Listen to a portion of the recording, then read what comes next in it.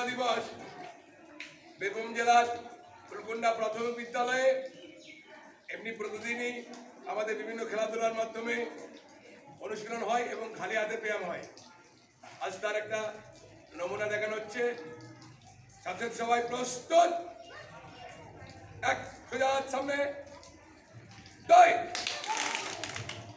3 4 1 2 3 4 1 2 3 4 এবং মুঠি করে 1 2 3 4 1 2 3 4 এক কোমরে হাত দিয়ে করো একবার, পা তুলবে, 1 2 3 4 5 6 7 8 9 10 কোমরে হাত দিয়ে এক বলে বাঁ দিকে, 1 2 সোজা, 3 ডান দিকে, 4 সোজা, 5 আকাশ, 6 সোজা, 7 মাটি, 8 সোজা।